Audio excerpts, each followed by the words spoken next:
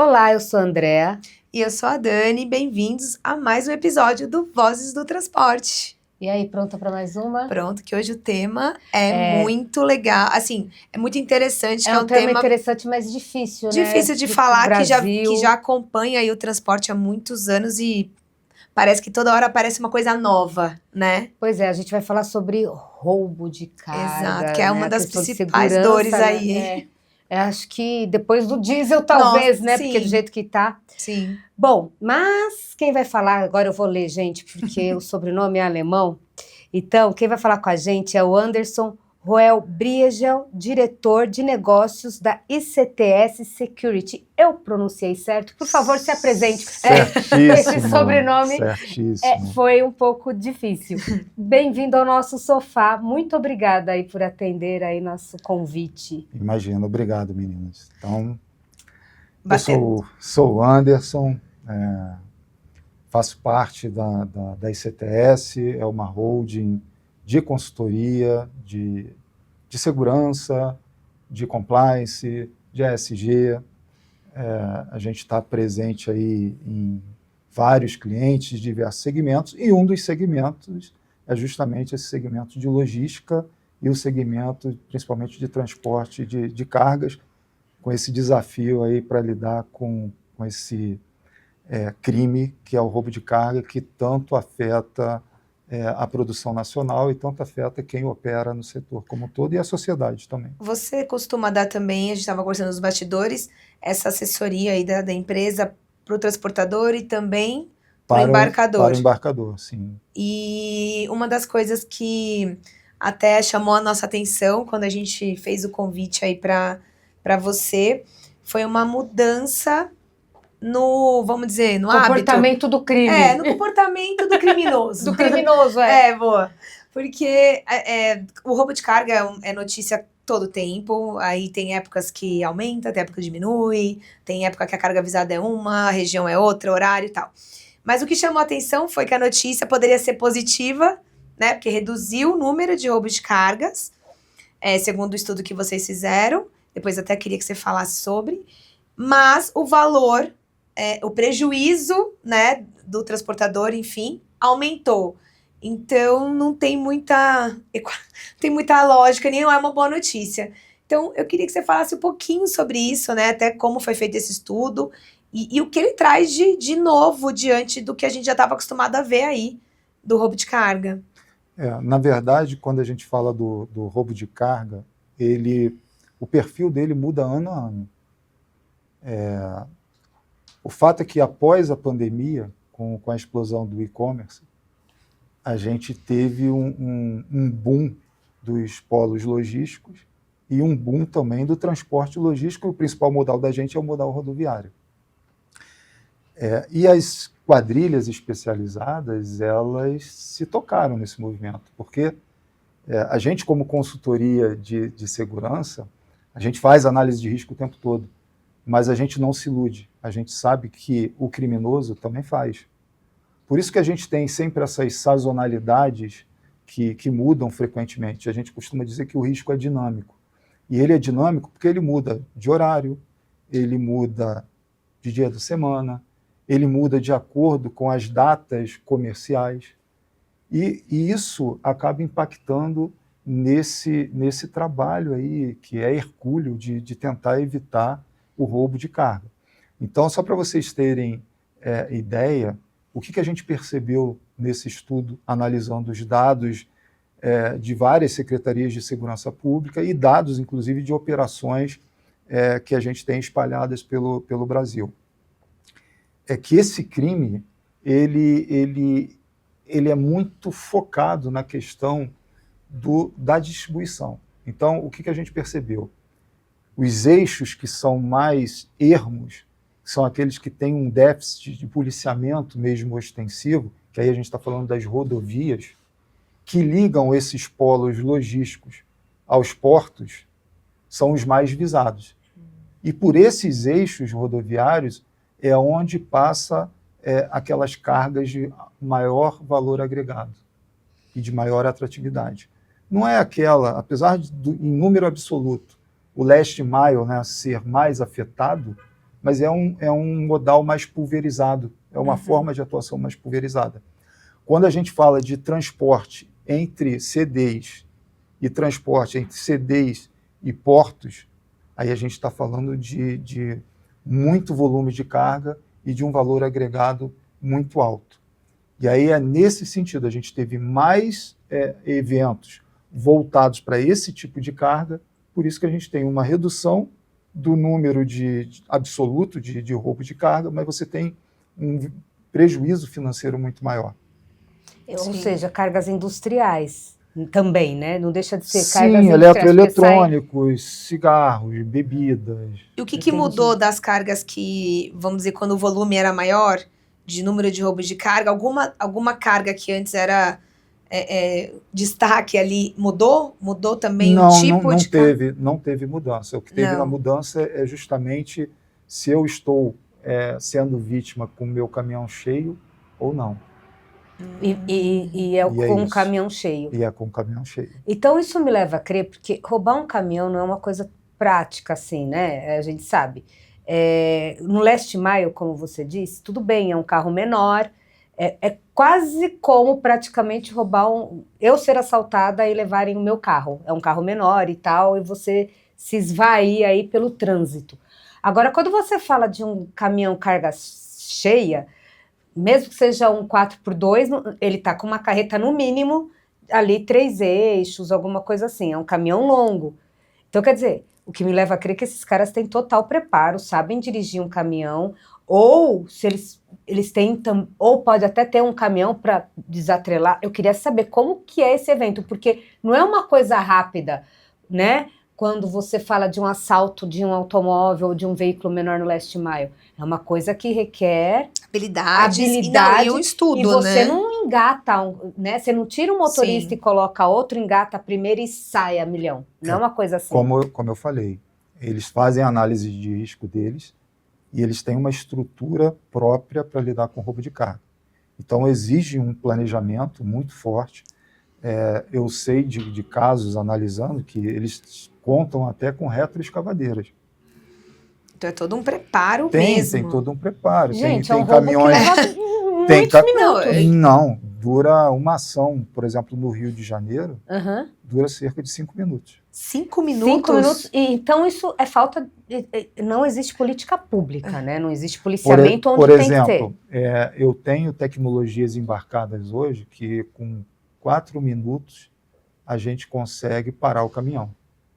Só que muitas vezes, como tem esse planejamento, esse caminhão já está dentro de um local dominado por uma organização criminosa, que muitas vezes a própria polícia não vai entrar. Sim.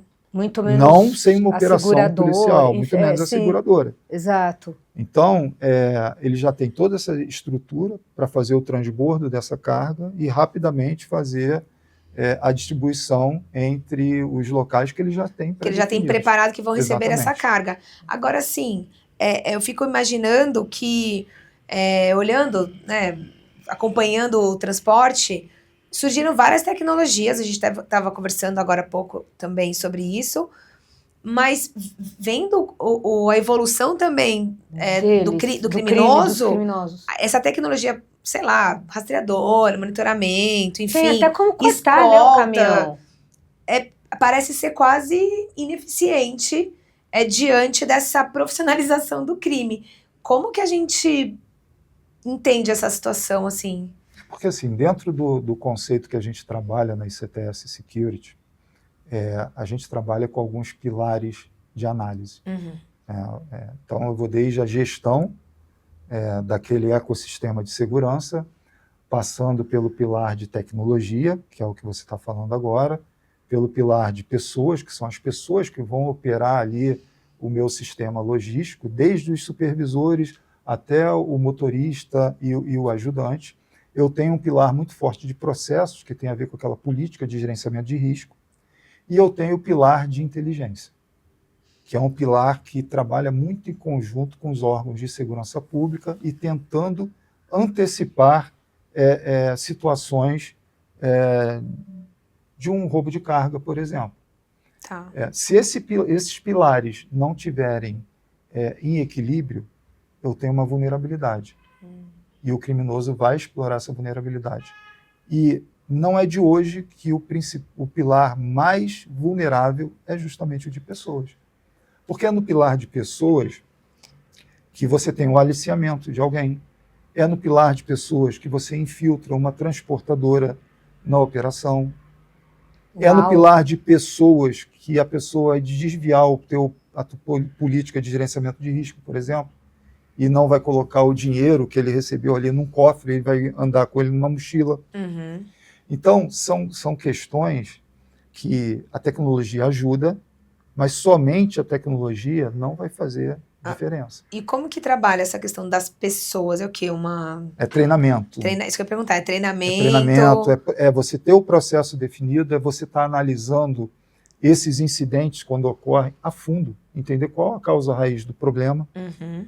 entender qual o modus operandi do criminoso, entender o que mudou nesse cenário e, a partir daí, transformar isso no processo. Transformando no processo, você tem que treinar as pessoas. Então, só para eu Entendi. entender, existe a tecnologia e tudo, mas o fato deles estarem cada vez mais organizados e até mais ousados tem a ver com a estrutura deles? É isso? Tem a ver com a estrutura Eles estão do criminosa, organizados, estão organizados. estruturando, indo para empresas, transportadores, indo para quem manja do negócio, para quem sabe do negócio, trazendo para eles. É Sim, isso. É isso. E aí que entra a questão do treinamento das pessoas que estão na outra ponta. E não só o treinamento, mas assim, hoje mesmo a gente estava discutindo em cliente mais cedo que a gente precisa ter um processo de integridade na cadeia logística. Tá. O que é esse processo de integridade? Não basta olhar se a pessoa tem uma pressão financeira, porque está com o nome no Serasa, ou se essa pessoa teve um processo criminal, né? O que basta, e o que a gente tem que entender, na verdade, é o quanto que essa pessoa é suscetível a desviar um processo. E aí entra o quê? Um psicólogo? Aí entra psicólogo, equipe especializados em investigativo investigativo também, né? também. Então, você tem que manter esse pilar de pessoas devidamente sanitizado.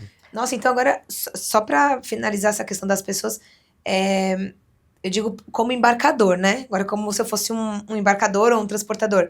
É muito além do que eu só ter, porque eu lembro, eu já fiz algumas matérias e eu conversei com um coronel na época, que era da NTC, inclusive, e ele falava da importância dessa gestão, de um planejamento de rota, para que não acontecesse isso, certo? Mas hoje isso vai além. Quer dizer, existe todo um trabalho dentro desses locais, que são os que são vulneráveis, né, vamos dizer assim, para que essas pessoas que estejam ali realmente não tenham comportamentos duvidosos em nenhum momento. Ali, num momento de pressão ou no momento... E eu costumo dizer o seguinte, eu tenho 2 momentos na operação logística. Eu tenho um momento dentro do CD, que eu costumo dizer que é o porteira para dentro, que aí eu tenho que estar o tempo todo olhando a questão desses pilares que a gente conversou, e eu tenho a questão do transporte rodoviário, que é do roubo de carga, especificamente nas vias que a gente está discutindo. Então, são 2 momentos ali importantes na operação logística. Só que hoje não, o criminoso faz isso há muito tempo. Ele quer ter o máximo de resultado com o menor risco possível. Porque ele não quer ser pego. Sim. Né? E hoje tem um elemento que entrou nessa questão da operação logística, que é o uso de inteligência artificial. Gente, é verdade. Hoje a gente tem o roubo estratégico. O que é o roubo estratégico? Eu simplesmente vou clonar a placa do veículo, vou adulterar lá a identidade do motorista, a CNH, e aí tem questões de vazamento de informação, porque isso só acontece com vazamento de informação. E aí, por isso que entra pessoas. Exatamente. Eu adentro no centro de distribuição, sem precisar dar um disparo, sem precisar invadir nada, carrego a carreta, engato e saio. Sem ter problema nenhum, porque teoricamente está tudo certinho. E um outro ponto, né? Hoje a gente fala das ameaças digitais. O que é a ameaça digital e híbrida? Né? A ameaça digital é que eu faço uso das redes sociais, da Deep Web para ter informações privilegiadas. E o que a gente fala da ameaça híbrida? É que eu uso esses dados, inclusive do segmento logístico, para planejar minha ação criminosa. Então, Caramba! é até um ponto delicado, né? Antes se falava muito, tinham aquelas empresas que investigavam a vida. Seguradora A de gerenciadora de risco. risco, sim, ainda existe. Elas existem. Existem. Só que o foco era o motorista, Sim. né? E pelo que você está me falando, o motorista é tão vítima. Não, pode ser só Acredito mais que um, deve né? Pode ter, ou não ser pode vítima, ou sim. não ser, concordo. Mas você disse transportadoras, outros órgãos, outros empresas Estabelecimentos. gestoras aí que fazem o transporte acontecer. E aí, existe gerenciamento de risco para essas empresas? Existe. Para essas pessoas, para esses processos que estão acima do motorista? Sim, existe. Cargos de liderança é muito comum que se faça esse processo de background check o tempo todo. Se foi promovido, se teve mudança de função, se você adquiriu a pessoa de mercado. Isso é comum de ser feito. O que a gente sempre traz é que a gerenciadora de risco ela é super importante, sempre vai ser. Mas ela é uma das linhas de defesa. Uhum. Aí você tem a figura da torre de controle, é uma outra linha de defesa. E você pode ter a figura, por exemplo, de uma consultoria como a ICTS, que é uma outra linha de defesa, que é complementar. Então a gente costuma dizer aqui no mundo de security que a gente tem que ter no mínimo 3 linhas de defesa. Uhum. Porque se você colocar todos Deixa os eu ver. ovos na mesma cesta, você em algum momento pode se tornar refém Vulnerável. dessa operação. Basta o crime organizado aliciar alguém que toma conta dessa fatia toda. E qual que é o seu trabalho? Só para ficar bem claro, o que diferencia o seu trabalho dessas outras? A gerenciadora de risco vasculha, vamos dizer assim, no português mais claro, a vida. E espero eu que tenham agora outros critérios, né? Porque antes eu lembro que era mais, tem cheque devolvido, tem no nome Sim, sujo, exatamente. já era o suficiente. E que às vezes isso não diz absolutamente nada. Exatamente. E às vezes bloqueava o motorista e tal, e aí isso era uma eterna briga, que eu acredito que hoje em dia eles devem ter mudado esse tipo de análise. Vocês fazem exatamente qual é o trabalho diferenciador de vocês em relação a essas pesquisas e vasculhar a vida, enfim? Essa pergunta é interessante porque quando você contrata uma consultoria com viés mais estratégico de inteligência, de gestão e de segurança, o que você está contratando, na verdade, é toda uma infraestrutura. Tá. Então, por exemplo, dentro da ICTS, a gente tem uma estrutura que a gente chama de hub de inteligência, onde a gente desenvolve aplicações voltadas para logística ou não. A gente faz a análise dos dados de ocorrência, dados de segurança pública, dados do IBGE, por exemplo, do entorno ali da região, se tem possíveis polos de receptação, dados de segurança pública, dados de organizações criminosas, dados de comunidades que podem servir de pontos de transbordo. Então, é um trabalho bem complexo. E onde que a ICTS entra? Não apenas nessa gestão estratégica das gerenciadoras de risco, que eu não gosto nem de chamar de gestão estratégica, a gente costuma trabalhar com muita sinergia e muita parceria. Eu costumo dizer que eles estão ali no campo mais operacional e tático, e a ICTS acaba estando num campo mais estratégico para ajudar, inclusive, o cliente a tomar a melhor decisão. Eu costumo dizer que você tem o prestador de serviço, que é a gerenciadora de risco ali na ponta, você tem o tomador, né, do contrato ali de gestão de risco, e você tem a ICTS que fica ali no meio do balcão fazendo essa interlocução entre as gerenciadoras e entre o tomador, aportando muita inteligência. Então, uma gerenciadora de risco, normalmente, ela vai bloquear uma área por um risco. A ICTS não. A ICTS vai entender esse fator de risco, vai entender a causa raiz do problema e vai buscar alternativas para que não haja o bloqueio da área de forma permanente. E essas entendi. Então, o papel da gente é viabilizar o negócio. Entendi. Você pega todas essas análises. Sim. Entendi. E essas alternativas, existe o uso da tecnologia, Sim, que eu acho que, né, do jeito que eles estão, por questão aí do desenvolvimento da tecnologia, os caras estão Muito profissionais. muito profissionais. E você também chama poder público? sim. Como que funciona aí para agir ali? Você identificou aquela região como uma região de alto Então, risco. Como que é na como que prática? funciona na segurança pública, tá? Eles têm os dados das ocorrências que se concretizaram e que foram registradas em delegacia policial, porque se não for registrada, Ele não tem como saber. você não tem como saber Que é por meio da que ali é uma mancha PRF, né? criminal. Não só da PRF, você tem por meio da PRF e da Polícia Civil, Ah, tá. né? Principalmente quando a gente fala ali de região metropolitana. Se você não tem esses dados registrados, você não consegue entender qual é o hotspot ali da localidade. Uhum. Só que existe uma outra mancha que ela é invisível. Essa mancha é dos sinistros que foram evitados justamente pela tecnologia. Então, mas mesmo assim, existiu uma intenção. Mas existiu uma intenção e foi detectada uma vulnerabilidade por conta do criminoso, por Sim. isso que ele tentou fazer aquele roubo acontecer. Isso, o poder público, se não tiver uma consultoria como a ICTS junto, ou uma área de segurança dentro do embarcador, eles não vão ter conhecimento. Porque você tem que colocar isso num relatório de inteligência, tem que georreferenciar, tem que conversar com as autoridades, tem que pensar em operações abastecendo essas informações para os órgãos de segurança pública, para que eles tenham realmente uma noção do que está acontecendo. Uhum. Um exemplo claro de integração com órgãos de segurança pública foi o que aconteceu agora com a derivação clandestina que a Transpetro subsidiou os órgãos de segurança pública e eles fizeram uma mega operação na Baixada Fluminense, no Duque de Caxias, para quem estava fazendo esse tipo de delito na região. Isso foi feito com informação interna do cliente, Entendi. porque o poder público não tem essa informação.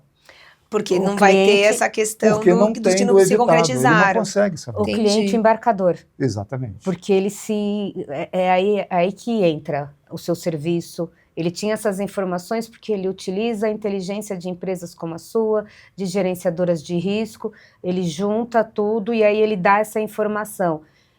É isso? Se você não georreferenciar Aham. o roubo concretizado e Uhum. não georreferenciar o roubo tentado, que não se concretizou, Aham. e você não colocar essas camadas para análise, você Tá não tem vulnerável a do visão mesmo completa. jeito. Não tem. Você E você- está cego na tua operação. E você que, E aí não adianta roteirizar. você que trabalha com isso, quando você fala dos evitados, o número ainda deve ser enorme também ainda. Ou Os não? Como tá esse evitados- equilíbrio entendeu? Do que tá acontecendo e dos evitados. É grande, Aham. é muito grande, aliás, e também traz algumas lições para a gente. Então, lembra que eu falei da gente usar a tecnologia, o hub de inteligência a favor de analisar a dinâmica da ocorrência? Quando você analisa a dinâmica da ocorrência de um sinistro que foi evitado por tecnologia, ou até pela ação do caminhoneiro, a gente tem muito caso disso, que o treinamento ajuda Show. a resolver. Quando você tem essa análise, você aprende muito. Você aprende, inclusive, qual é o processo que eu tenho que instituir na minha operação para blindar esse tipo de atuação que às vezes é nova. Entendi. Uhum. O bandido, o criminoso, ele entendeu que teve uma vulnerabilidade, ele tentou. Por algum motivo deu errado. Mas será que não poderia ter dado certo? Será que não vale a pena a gente refazer o processo, revisitar esse processo, estabelecer um padrão de risco diferente para aquela área? Uhum. Então, isso o poder público não vai ter essa informação. Sim. Agora uma pergunta curiosa, um pouco polêmica, mas se existe o roubo, é porque alguém encomendou. E eu acredito que vocês saibam também onde essa carga vai parar. Como que lidar com isso? E se existe também uma forma de coibir na outra ponta? Eu te falo isso porque a gente já vê inúmeras campanhas, por exemplo, roubo de carro. Se a pessoa não compra peça em lugar duvidoso, não tem por que roubar um carro, né? Então, é dentro dessa questão. Pode parecer uma pergunta inocente, não sei, mas é uma dúvida. Se vocês conseguem detectar onde essa carga está, e eu te faço essa pergunta porque nesse tempo que eu tenho, né, de conversar com o transportador e tudo, alguns, em off, já me confessaram que determinada carga dele, por meio de investigação, ele descobriu que estava num lugar tal, que é um lugar tal onde as pessoas vão e compram. E às vezes compram um pouco mais barato, achando que é uma promoção, mas não, é fruto de uma carga roubada. Eu sei que o cliente final é o mais inocente, porque ele cai na questão da promoção. Quem não gosta de uma promoção? Uhum. Mas aí eu queria saber como fazer com que, onde está essa carga, porque ela está lá, porque a pessoa de lá encomendou, pague por isso, ou como fazer com que ela, no mínimo, se sinta coibida, não sei, pode ser uma pergunta talvez inocente, sim. polêmica, enfim, mas... O crime de receptação já existe, o que falta é colocar ele em prática. Eu costumo dizer que o problema não é nem uma questão de segurança pública mais, é uma questão de justiça criminal. Então, assim, se você conversar com os policiais, como a gente conversa, já teve casos deles prenderem 3 vezes a mesma pessoa. E ela foi solta. E continua fazendo. Porque isso é uma coisa. A impunidade faz com que o crime compense. Na verdade, impunidade, ou aí a gente já entra, que também, numa entrevista que eu fiz também, isso foi falado. O Código Penal é muito antigo. Então, também eu acho que o que ele recebe de punição por aquele crime, às vezes para ele tá tudo bem. Porque o crime compensa mais, mas, não sei. Mas ele não vai... Vamos lá, gente. Isso. A gente está num Código Penal, num Código de Processo Penal, que eu posso somar 70 anos de pena. Eu vou cumprir no máximo 30. Então, exato. Dessas 30, se eu tiver bom comportamento, eu saio, tenho regime de progressão de pena. Se tiver bons advogados, sai ainda e bala na agulha para pagar. Nem fico preso. Nem fica preso, exatamente. Então, assim, acaba compensando. E a gente vive num estado tão grande de insegurança pública que aí se criou a questão dos crimes de menor potencial ofensivo. E aí esses, então, a quantidade de pessoas que a gente vê na rua, por exemplo, no Rio de Janeiro, com tornozeleira eletrônica, andando livremente, então o que adianta a tornozeleira eletrônica se eu não estou tendo um monitoramento efetivo dessas pessoas? Eu só não estou colocando ele no presídio. Entendi. E aí tem a tornozeleira que dá uma sensação falsa, né, de que se foi feito justiça, entre aspas, ali, Sim, que não se fez. A pessoa está livre, a pessoa continua cometendo os mesmos tipos de crime, e livremente. Agora sim, Não, eu só ia perguntar qual que é o prejuízo de tudo isso, porque você disse, né, que no começo da nossa conversa, né, que o roubo de carga reduziu, mas agora o prejuízo aumentou porque o valor agregado é maior. Então, quanto está custando isso? Porque é a gente, né, que... Então, não dá nem para ter um volume dessa conta. A gente sabe o que se perde de carga, mas o que se tem de falha na arrecadação de impostos, que poderia estar se revertendo para a população, geração de empregos. Né?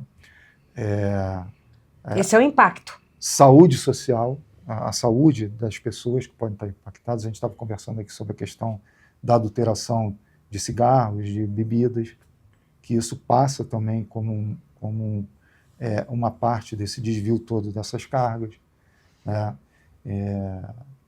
Evasão de divisas. Então a gente não tem nem noção do tamanho do problema. Com certeza deve ser umas 5 ou 6 vezes mais o valor que a gente viu ali de perda financeira em termos do que foi extraviado, do que foi roubado. Mas os impactos indiretos e a longo e médio prazo, a gente não tem nem Não tem nem como mensurar, na verdade. E assim, vendo toda essa temática, toda essa evolução do crime, enfim, existe algum local, alguma região ou alguma ação que a gente possa ter como exemplo positivo de que é possível, talvez, realmente dar uma amenizada nesse problema? Você que deve conhecer o Brasil inteiro aí nessa questão. Olha, eu vou dar 2 exemplos. O primeiro exemplo é o do Paraná. Paraná, eles fizeram várias políticas de parceria privada, inclusive junto com os órgãos de segurança pública. Tem acho que um projeto chamado Caminhoneiro Seguro, Caminhão Seguro, que é muito bacana e tem dado resultado. Porém, eu faço sempre uma ressalva, e a gente fez essa ressalva no estudo. A gente tinha muito poucos dados disponíveis em fontes abertas sobre o roubo de carga no Paraná, o que pode indicar uma certa subnotificação. Tá. Então, assim, a gente tem muita ressalva com relação a isso. Mas eu vou dar o exemplo de São Paulo. Na edição passada, a gente teve um recorte muito interessante, onde a Baixada Santista, os municípios da Baixada Santista, acabaram tendo uma explosão do roubo de carga na região e impactando diretamente aqui no indicador de São Paulo. Uhum. Na época, a gente estava em plena Operação Escudo. E eu lembro que alguns veículos de comunicação perguntaram para a gente se a Operação Escudo não estava agravando esse problema ou não e tal. E esse ano a gente fez a análise do mesmo recorte. E teve uma redução bem interessante do roubo de carga, porque teve uma repressão policial maior. Teve efeito colateral? Teve vários efeitos colaterais. Quando você faz o combate ao crime organizado, você tem vários efeitos colaterais, inclusive com a letalidade policial aumentando, os confrontos, os tiroteios. Mas hoje o resultado está sendo colhido com relação a esse endurecimento dos órgãos de segurança pública no combate à criminalidade na região. Na verdade, você diz, então, uma retaliação dos próprios criminosos, Sim, a consequência maior, sim, né? É isso? Sim, porque assim, quando a gente fala de organização criminosa, eu não vou ficar aqui citando o nome delas e tal, mas quando a gente fala de uma organização, de um crime organizado, a gente fala de uma estrutura que tem um poder de enfrentamento aos órgãos de segurança pública. E quando tem esse enfrentamento, o Estado não pode se omitir de não entrar em determinada região. Então, se o policial é recebido a tiros, é natural que tenha esse enfrentamento, porque ele vai ter que cumprir o papel dele de Estado de monopólio da força. Isso aumenta uma sensação ali de insegurança por parte da população. A gente, como sociedade civil, a gente fica preocupado, a gente fica... No Rio de Janeiro, eu brinco que a gente está quase que equiparado a Israel em termos de risco ali de morte.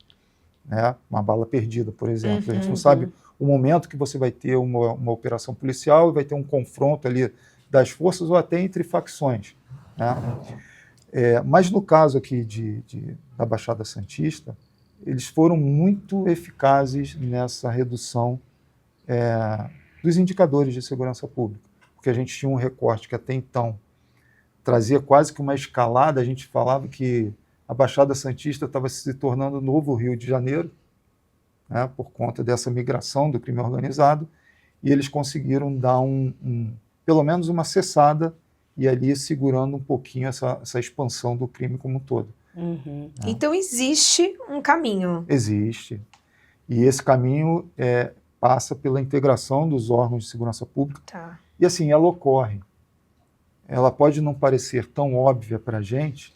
Em alguns momentos a gente pode entender ou ter a percepção que há uma desorganização, mas a segurança pública pelo tamanho, pela dimensão que a gente tem no país, pela quantidade de atores, ela funciona e funciona bem.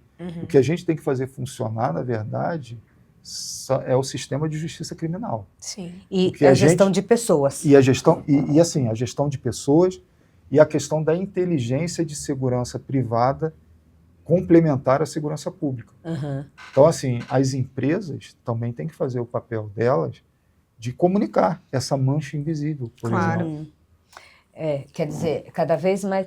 quem te contrata é tanto o embarcador como o transportador? Como que funciona? Os dois podem te contratar. É uma dor comum. Porque é uma dor comum. E também o transportador idôneo, ele tem que se prevenir, né? Ele tem que se precaver, porque... E tem um ponto que é interessante, né, que eu que eu brinco, né?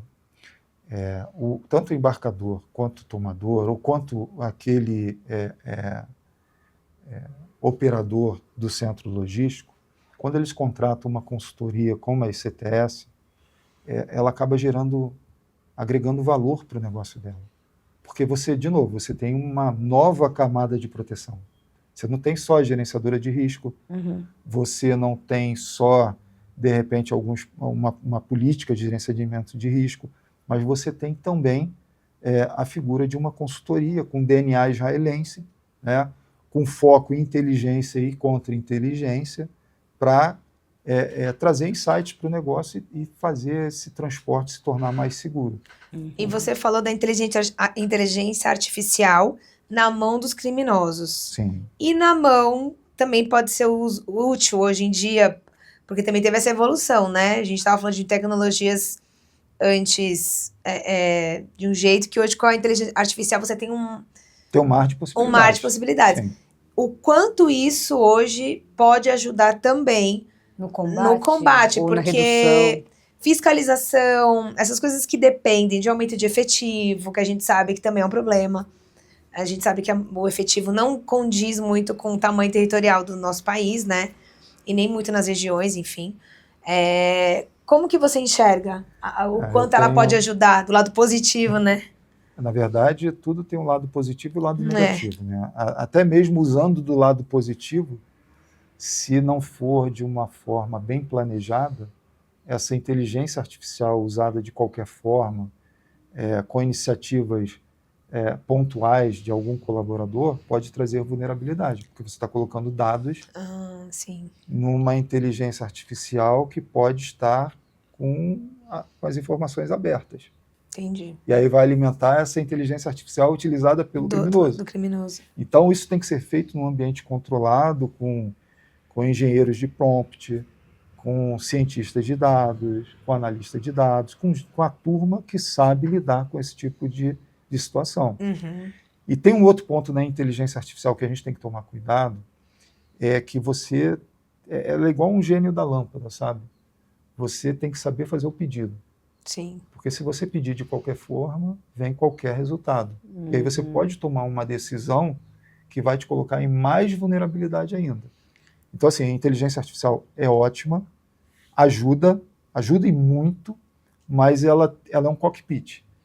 Não adianta você ter um avião ali de ponta se você contratou um piloto que está acostumado a pilotar um teco-teco. Então é isso que eu ia falar. Então, de qualquer jeito, a tecnologia ela vai ter que estar sempre integrada com a ajuda humana. Sim. Né, de um profissional, que eu digo, que realmente vai conseguir te dar o direcionamento correto.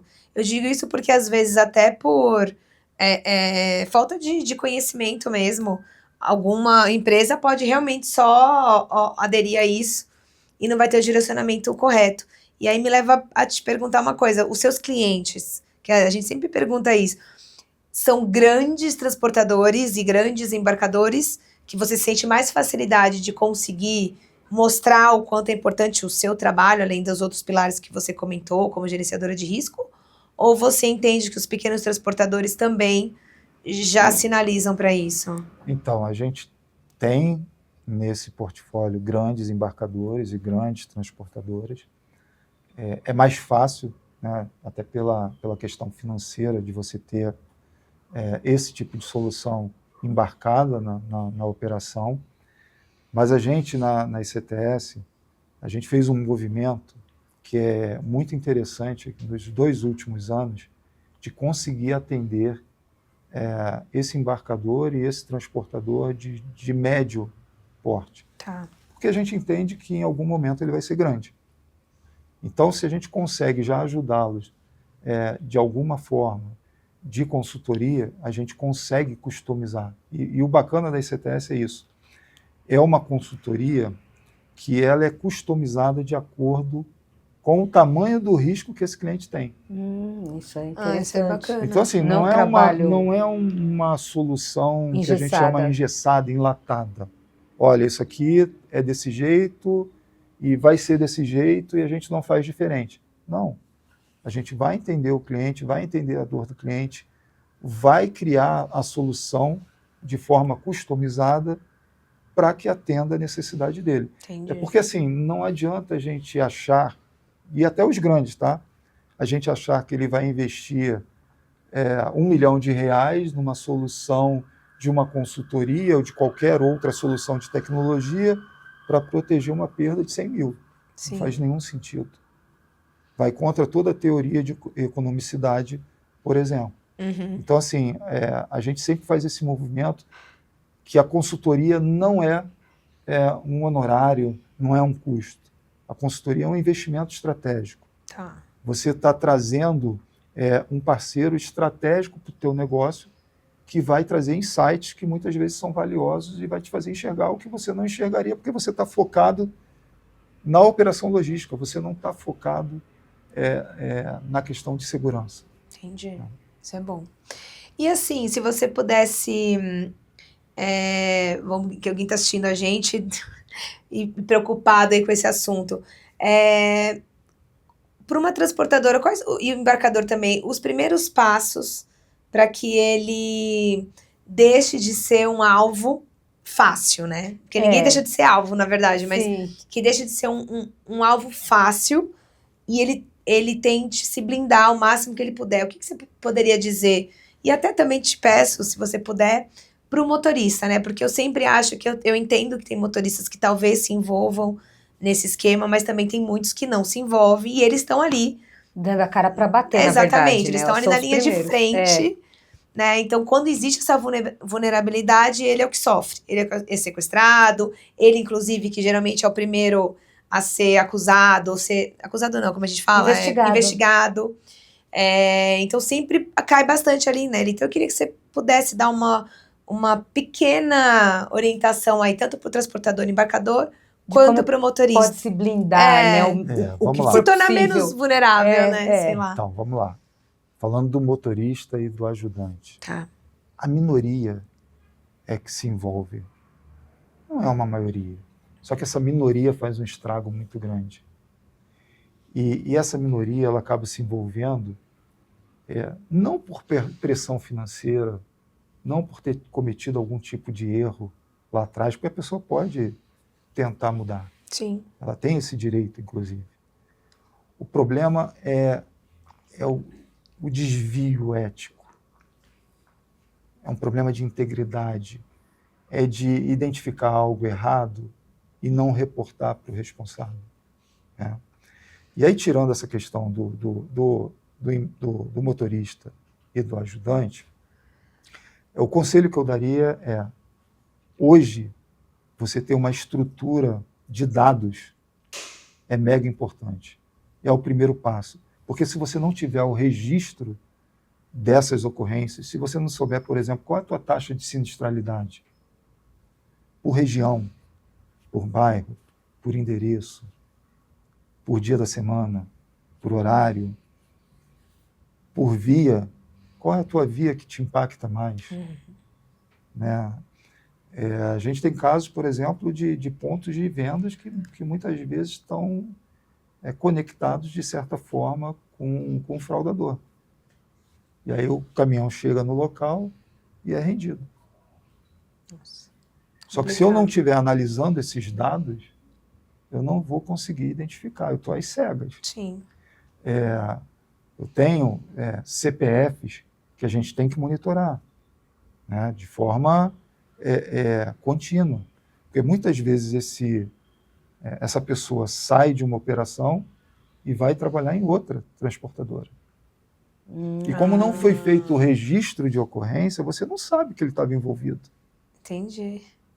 E mais, se esse processo estiver em curso, eu não tenho, de forma legal, como ter acesso aos registros de ocorrência. Só depois do trânsito em julgado. Nossa Senhora. E ainda tem essa questão. As ações têm que ser dentro de compliance, porque senão depois ela retorna contra a empresa. Então, assim, o primeiro ponto que eu dou de dica a gente tem que medir a operação para poder gerenciar. Se você não registra, você não mede. Se você não mede, você não gerencia. E aí você não vai ter insights, você não consegue gerar um plano de ação, você não consegue corrigir a rota, né, da tua operação, Uhum. você está às cegas. Sim. Né? Então, acho que o primeiro passo é esse.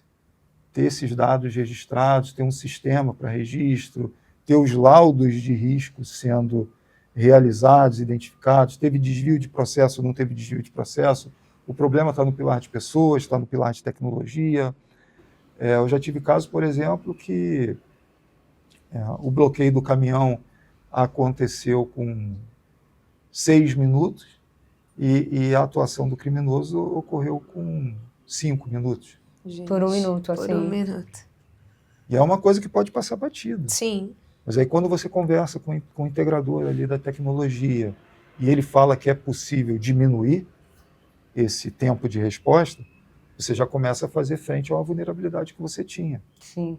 Mas para isso você tem, de novo, você tem que ter os dados para você poder medir e poder gerenciar.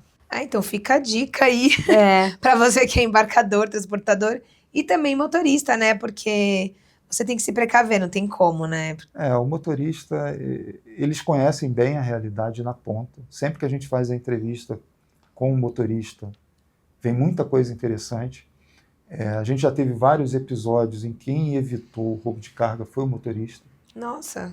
Ou ele parou perto do posto policial porque sentiu que estava sendo seguido, ou ele fez contato com a gerenciadora de risco, ou ele fez contato com o centro, com a torre de controle operacional e passou algumas informações, e a própria torre de controle foi lá e bloqueou o veículo. Então vai muito da percepção do motorista também. Então, ele tem que andar atento, né? Sim. O treinamento. Atento e treinamento, isso que eu ia falar. Treinamento. Vocês também, Porque quando tem que você é fazer. contratado, existe aí uma sinergia? A gente faz umas matinais, a Uhum. turma sempre vai muito cedo ali, antes do pessoal sair para a rua, e faz umas matinais batendo o que aconteceu na semana. É quase um diálogo diário de segurança, Tá. que a gente tem lá em segurança do trabalho, a gente tem isso para a parte de prevenção ao roubo de cargas.